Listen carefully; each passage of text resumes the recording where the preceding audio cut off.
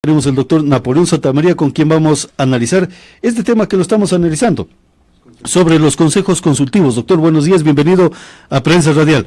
¿Cuán importante deben ser los consejos consultivos en los actuales momentos cuando hablamos de definir correctamente el Estado ecuatoriano? Doctor, buenos días. Muy buenos días, Pablo. Un saludo y saludo a todos los seguidores de escuchas.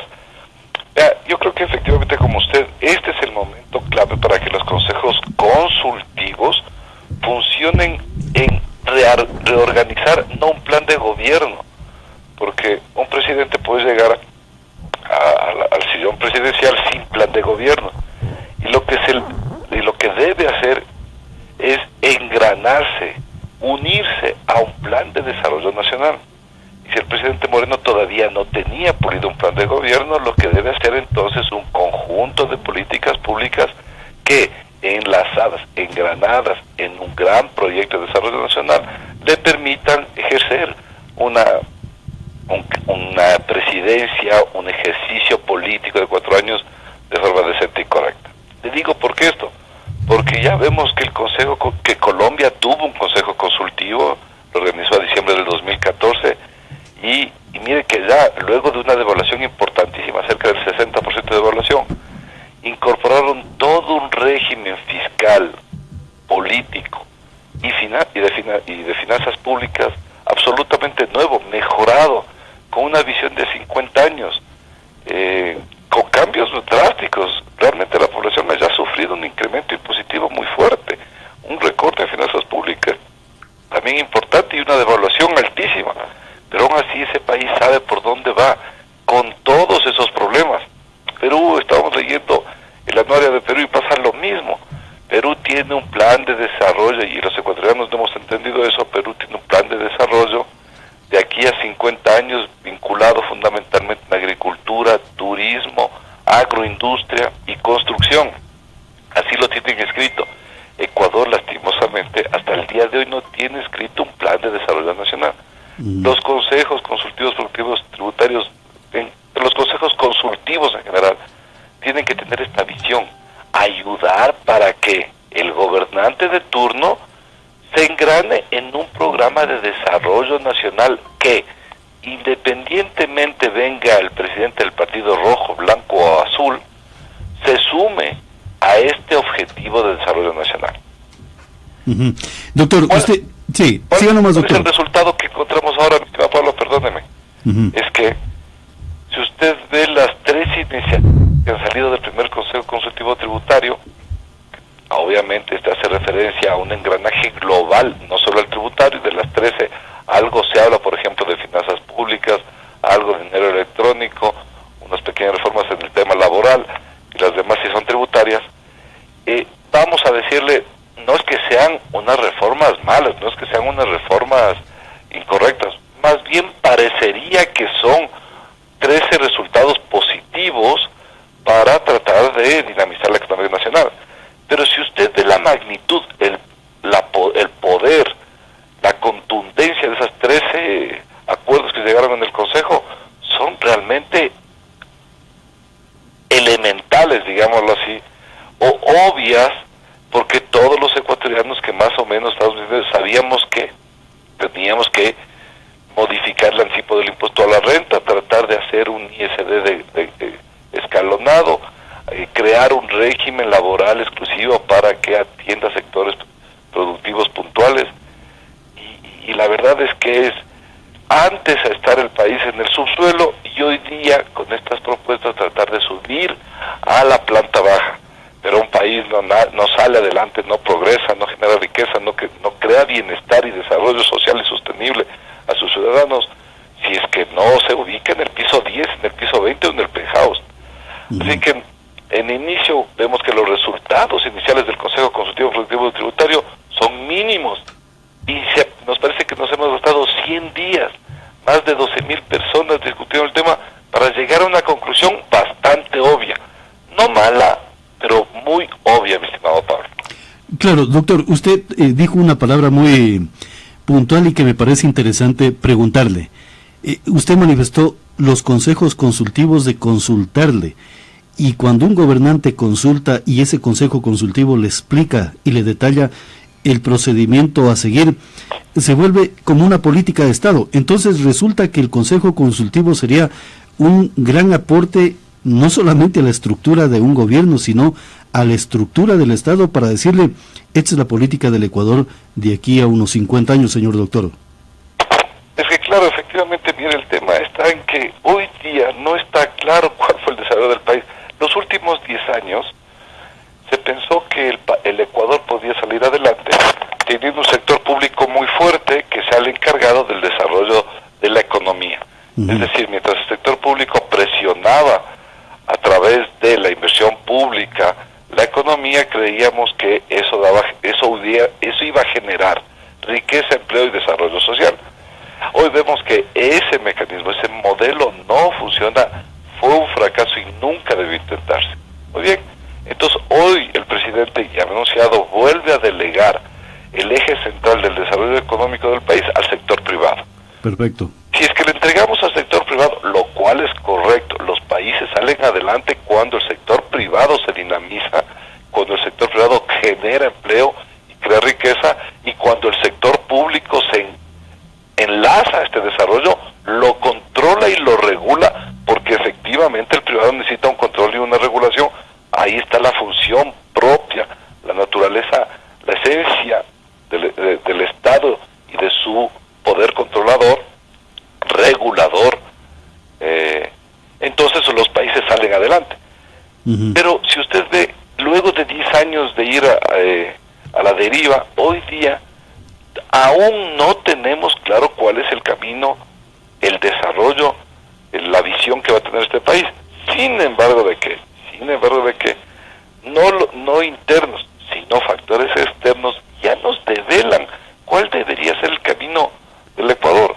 Está claro que a nivel internacional, nuestro camarón, nuestras flores del atún, las rosas, el cacao, el café de altura, etcétera, y varios productos más, son demandados como los mejores productos del mundo. Esto quiere decir que el mundo entero nos está diciendo que los productos agroexportables son los mejores del mundo. Claro. Por otro lado, el mundo también nos está premiando por la riqueza de nuestras ciudades, nuestra riqueza ictiológica, nuestras maravillas de Galápagos, etcétera, y nos está diciendo que este país es un país que funciona con turismo, o que es un país hermoso para venir a visitarlo por turismo. Y entonces lo que habrá que es escuchar lo que no nos hemos podido poner de acuerdo los ecuatorianos. Escuchemos a los factores externos, y claramente nos están diciendo que el desarrollo de este país viene por la agroindustria, por el turismo, y si a eso le sumamos la construcción y quizá de una forma regalada, porque no podemos dejar de utilizar nuestra capacidad instalada, el sector petrolero que ha venido a sostener la economía desde 1970. Doctor, pero allí, por ejemplo, de su declaración, en todo caso, la información externa que nos dice nuestra agroindustria y también de los potenciales de los nichos turísticos que existen en una gran variedad en todo el territorio ecuatoriano, eso significa contrarrestar lo que era la política del cambio de matriz productiva del anterior gobierno, que nunca fue explicada y que nunca funcionó. Entonces los consejos consultivos serían una respuesta a aquella matriz productiva para poder entender al mundo y saber qué podemos negociar, qué podemos vender, doctor. Claro, el eslogan que nos vendieron los últimos 10 años del cambio de la matriz productiva, usted ve que es un fracaso tal, pero un rotundo fracaso, que no solo que hoy no tenemos más energía eléctrica, porque si la tuviéramos, el Estado se estuviera enriqueciendo indebidamente, porque las tarifas de consumo eléctrico deberían haber bajado. Claro. Tuviera el Estado ecuatoriano producido más megavatios y tuviera mayor stock de energía eléctrica, la consecuencia lógica, cuando esa inversión es pública, es que el tarifario, el consumo mensual de la planilla eléctrica baje. Y lo mismo, si es que hubiera funcionado estos programas de desarrollo sostenible, como por ejemplo el fracasado programa de cocinas eléctricas, hoy día habría una sustitución en el consumo de gas y por lo tanto un menor subsidio que debería sostener el Estado ecuatoriano a este derivado. La verdad es que ese es otro programa fracasado por completamente y que ha hecho que el derivado fósil todavía se siga consumiendo en el Ecuador aceleradamente, de la misma que antes y con el mismo subsidio. Claro, sí. El tema de los programas de urea que tenía en el campo, un fracaso adicional. Es decir, lo que se vivió en los últimos 10 años fue un gobierno de pantalla, de show y de eslogan, y el eslogan fue el cambio de la matriz productiva. Claro. Y lo que debemos pensar en el país es no un plan de gobierno. Quizá los ecuatorianos, los que nos hemos equivocado en dar el voto, para referirnos en todos, en un verbo etéreo, todos los que nos hemos equivocado, hoy día es el momento de reflexionar y saber que el gobernante de turno no es el Mesías que va a solucionar el país, es un simple administrador de la cosa pública por 4 años. Por lo tanto, este país lo que demanda son planes y programas de aquí a 5, a 50, 100 años, para que sean estos administradores temporales de 4 años los que vengan a ejecutar esos grandes planes y programas de gobierno. Doctor, dentro de estos consejos consultivos, ¿se deben de topar puntos neurálgicos desde el punto de vista político o se deben de tomar los puntos de vista desde el punto de vista potencial que tiene la República, el Ecuador y el pueblo ecuatoriano? Y lo sostengo en qué, señor doctor. Por ejemplo, usted hablaba de la agroindustria, claro, la capacidad no solamente de alimentar nuestra población, sino también de poder vender un excedente hacia el mundo. Y esa capacidad también significa servicios, pero para ello tenemos que tener un sistema educativo eficiente en todas las áreas del sistema educativo, de la ciencia y de la tecnología, señor doctor. Entonces, los consejos consultivos debemos discutir tema educación, tema agroindustria, potenciar nuestra agricultura y ganadería y otros servicios más. Señor doctor, ¿por allí sería el camino de consultarnos los ecuatorianos? Mire, qué interesantes temas usted plantea, Pablo. Primero, los consejos consultivos que hoy día están armados tienen varios errores, varias imprecisiones. Una de esas imprecisiones que lo hemos sostenido hace mucho tiempo atrás es que, si usted le ve, mi estimado Pablo, los consejos están integrados por fuerzas económicas, por gremios, por cuentos profesionales, etcétera, pero no están invitadas a estos consejos, debiendo estarlo los centros universitarios del país. ¿Cómo desarrollamos un país creando políticas públicas de desarrollo sin alinear a las políticas públicas a la universidad, al centro de pensamiento, donde forjamos, donde formamos los nuevos líderes políticos, privados, gremiales y etcétera? Y que siempre criticamos esto, pedíamos que en los consejos se los invite a las universidades.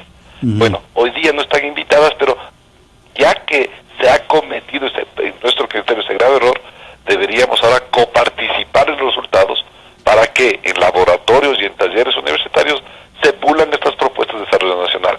Tema 1. Tema 2.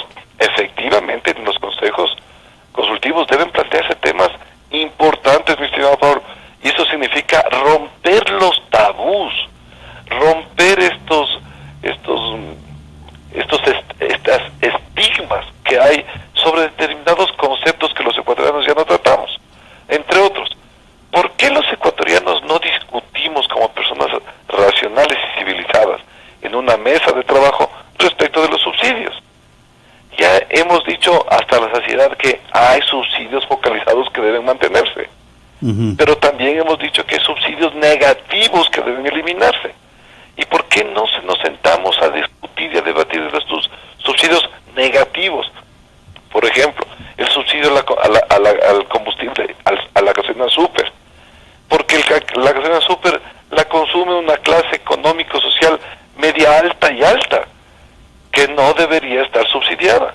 Por ejemplo, el subsidio al gas no destinado a las cocinas de las familias ecuatorianas, sino a calentar las piscinas o a mini producciones artesanales, comerciales, etcétera, que tienen ya una utilidad y una rentabilidad. Pero en el Ecuador, como estos 10 años estigmatizamos esto, no nos podemos sentar como ciudadanos civilizados a discutir este tema y saber si es que funciona o no, si deberían revertirse o no. Le doy 2 ejemplos. Claro, México tuvo 27 años congelados el precio de los combustibles, y el año anterior se sentaron civilizadamente a discutir y se dieron cuenta que no era conveniente seguir teniendo subsidios a los combustibles, y han modificado sus políticas públicas así. Chile, a que tenía un subsidio sobre el tema del gas, porque lo compraba Bolivia y hacía un subsidio cruzado, y se sentó hace algunos años, 3 o 4 años, se sentó y cambió el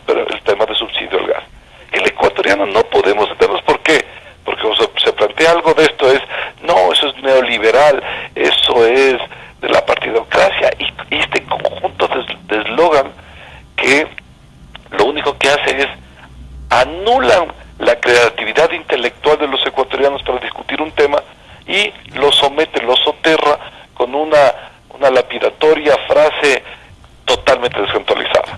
Claro, y otro sí. tema, mi estimado Pablo, que deberían los consejos consultivos tributarios es definir el tema de los activos del Estado.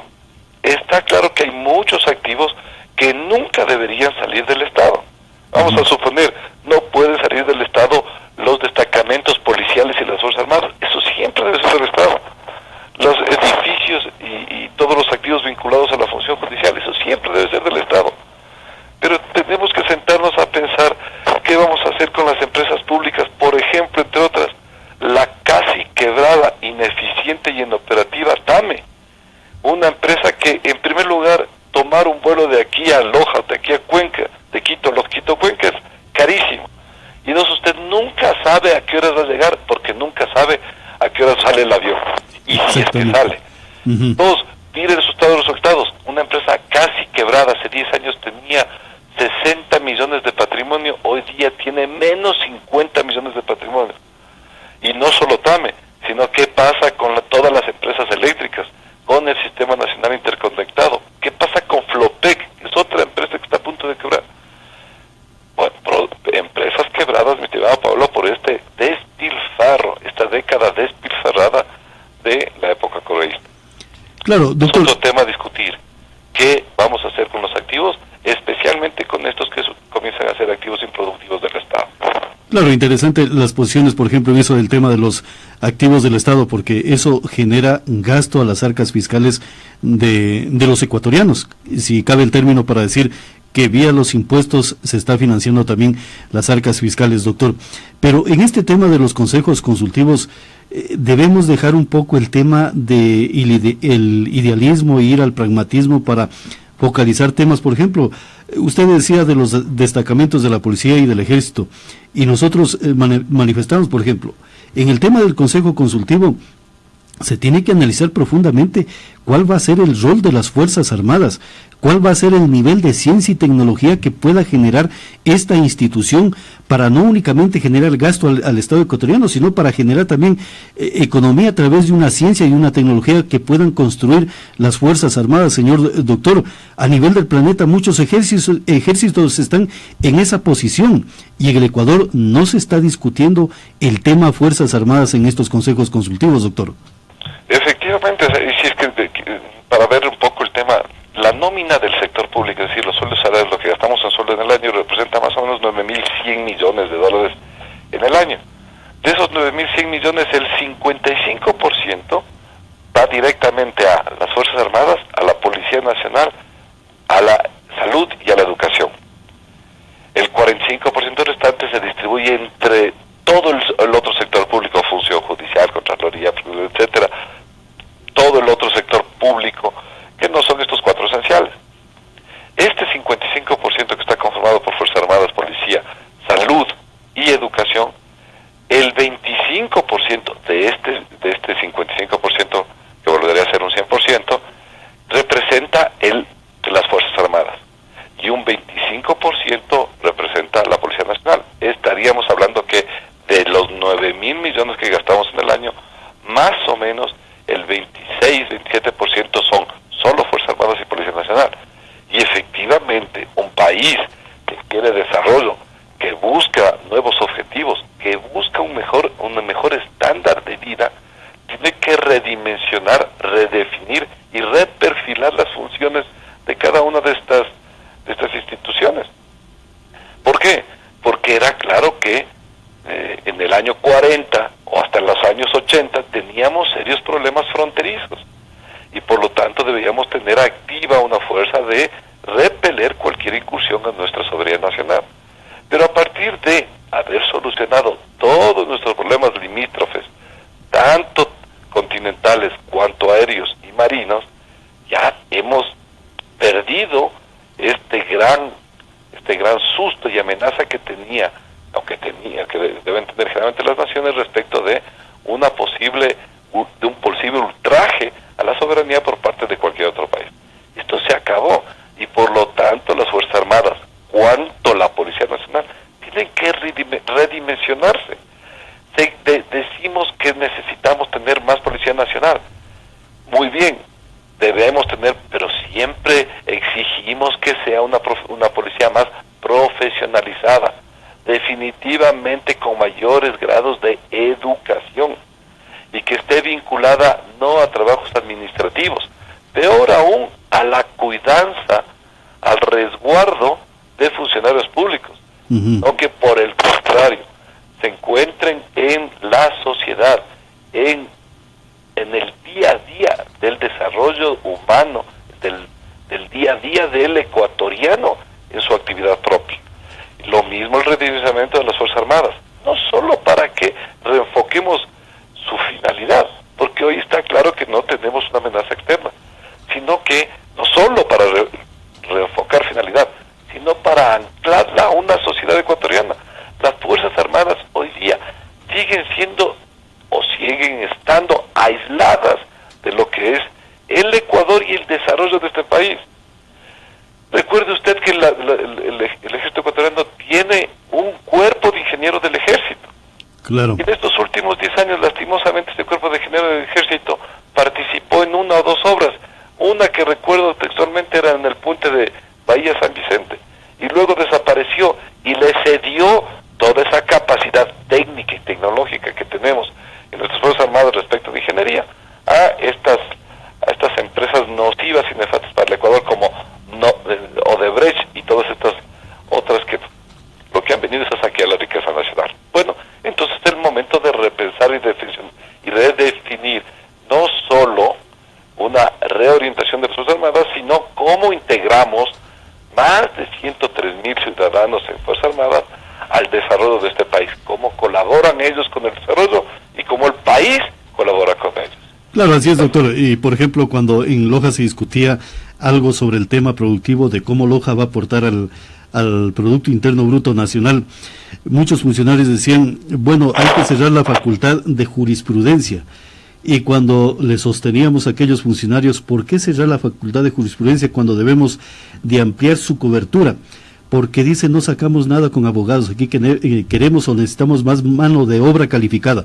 Le digo, sí, pero para negociar, por ejemplo, si vamos a un aspecto productivo a gran escala en el Ecuador, para negociar nuestros recursos naturales en el mundo, tenemos que tener una capacidad intelectual en el conocimiento de los cuerpos jurídicos, no solamente ecuatorianos, sino universales, para que nuestros abogados sean los defensores de aquellos recursos naturales.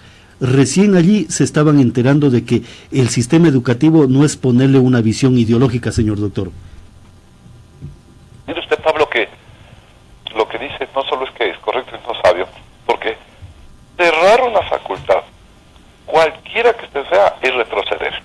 Lo que necesita el país es abrir y abrir muchas más. Lo que necesita el país es tener profesionales que satisfagan no solo el desarrollo de este país, sino que luego exportemos cerebritos a Perú, a Colombia, a los Estados Unidos, y tengamos una fuente de ingreso exportando talento, cerebro y conocimiento. Claro. Por lo tanto, cerrar una facultad siempre será retroceder. Lo que debemos siempre es incrementar nuestra demanda de conocimiento y capacidad. Pero mire lo que pasa con la universidad. Es conocida la intervención que tiene la Universidad de Loja por parte de los órganos de control, por el CES y el CEACES, y va casi 2 o 3 años de intervención, una intervención terrible, nefasta, con unos interventores absolutamente negativos que han trabajado en contra de los intereses de la universidad, y los resultados hoy día son plausibles. Una universidad que otrora se manejaba muy bien y era un referente del sur de nuestro país, hoy día intervenida en manos oscuras, sin saber cuál es la dirección ni el camino que debe tomar la educación universitaria del sur. Así es, señor doctor. ¿Qué es lo que se debe proponer, mi estimado Pablo? ¿Qué es lo que se debe proponer en este tema? Es efectivamente que nuevamente la actividad privada colabore en la prestación de servicios educativos de calidad, tanto medios, tanto terminales, es decir, tercero, cuarto nivel, y que el Estado se convierta en un eficiente regulador, no en un absurdo controlador, no en un ogro controlador, sino en un técnico y eficiente regulador de la actividad educativa y invitar a los inversionistas privados para que fomentemos nuevas y mejores universidades.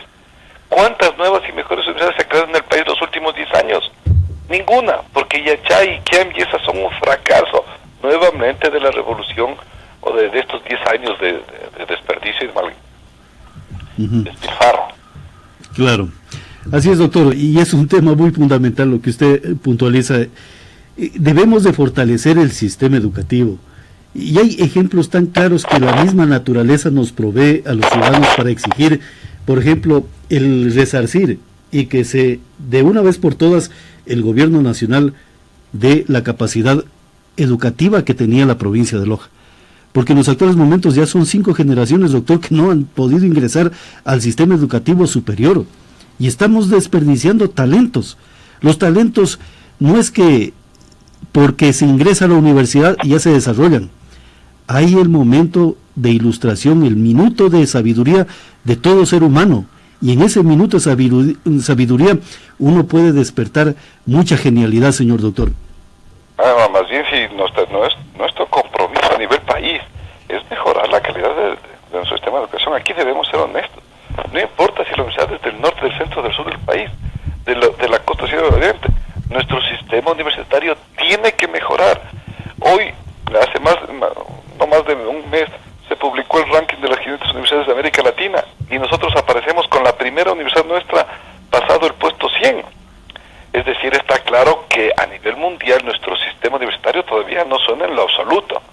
Suena, por ejemplo, ya el brasileño a nivel mundial ya suena como un sistema muy potente y muy poderoso y muy capacitado en lo que es educación superior. Bueno, el Ecuador tiene que trabajar en esto, pero se trabaja en esto cuando obviamente se tiene buena infraestructura. Desde luego, excelentes profesores. Fundamental tener buena materia prima, buenos alumnos.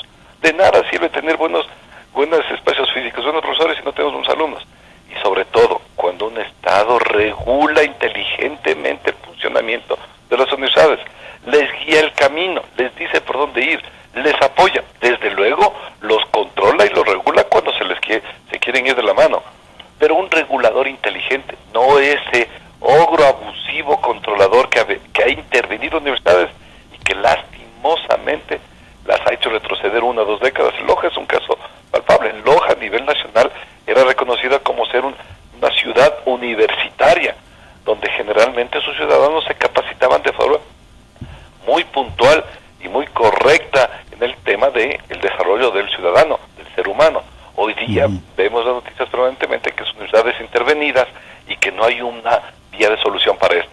Bueno, esta es parte de el resultado de este Estado controlador, poderoso, abusivo y arbitrario, donde no solo metió mano en la justicia, no solo metió mano en el presupuesto general del Estado y en el dinero de los ecuatorianos, sino que también metió mano en la educación para reorientarla, reorganizarla, politizarla, y hoy día vemos los resultados nefastos de ese sistema de educación.